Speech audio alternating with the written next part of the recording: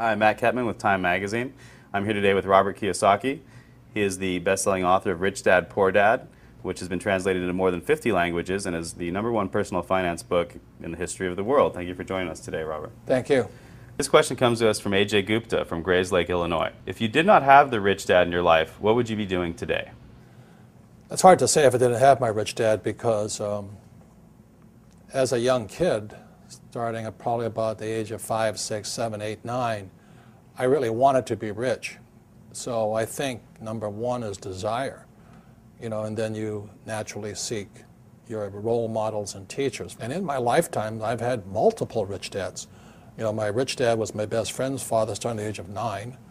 And then today, I still seek mentors and wise men and wise women because that's how you get wiser, is by hanging out with smart people. And this one comes to us from Lagos, Nigeria. What made you write Conspiracy of the Rich? It goes back to why don't we have financial education in our schools? I mean, good question, right? Right. And how come the tax laws are different for different people? There's 4 things that make the most 90% of the people poor. #1 is taxes. 2 is debt, the college loans, house loans, car payments, credit cards. 3 is inflation. Everything goes up because taxes go up. It's not because things are more expensive. It's taxes. If I have to pay more taxes, I have to pass that on. And the 4th thing that makes people poor is a retirement plan, that 401k or the IRA or their SIP. I don't need a retirement plan because all of my assets produce income.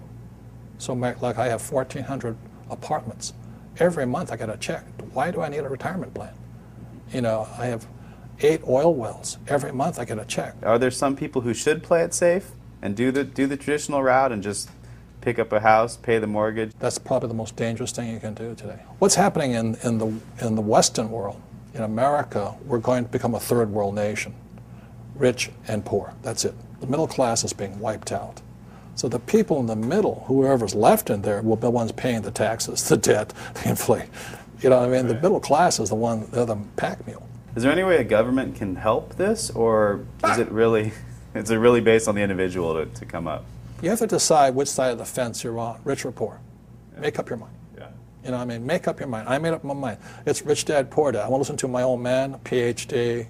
The government will take care of me. You save your money. And as you're saving your money, the Federal Reserve is printing trillions of dollars. I mean, how stupid can you be? And invest your money for the long term in a well-diversified portfolio of mutual funds, send it straight to Wall Street so that they can pay their brokers $10 million a year bonuses.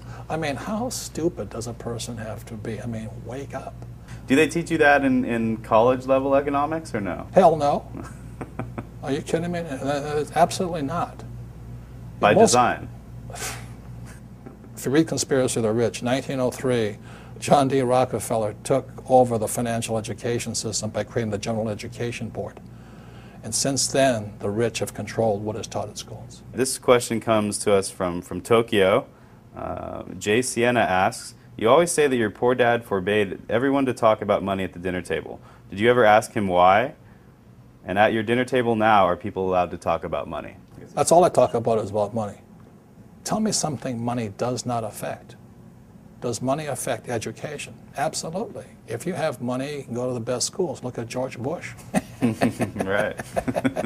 This one comes from Laredo, Texas, from Steven San Ramon. When you and your wife were living out of your car, how did you remain so confident that you would be able to accumulate enough wealth to not only retire rich, but young as well? Well, confidence comes from discipline and training. I think one of the best things that happened for me was I kept flunking out of school. And I realized it wasn't school that was a problem, it was a lack of discipline. And so that's one of the reasons that I went to military school. The military trains you that there's 4 strengths. There's mental strength, emotional strength, physical strength, and spiritual strength. So that's what kind of kept me going. Is there a time to bail out on a project, though? I mean, when... That's not in my vocabulary. Yeah. Look, I have an unfair advantage, I went to war. And at war, I'm alive because other guys died for me. When you see stuff like that, how can I quit? Most guys are just wimps, pussies, cowards. They don't have it. So they should get a job. Muhammad Zafar asks, is it possible for a person with no money and few resources to still make a fortune? How? Get off your butt. You have to get smart. You have to look for teachers. I mean, it's pretty obvious. Like I said, you know, if you want to be a mechanic, you go hang out with mechanics. You know, you want to be a school teacher, hang out with school teachers. Right. Right? It's really simple. I mean, and it takes determination, discipline, drive, correction. Can't quit.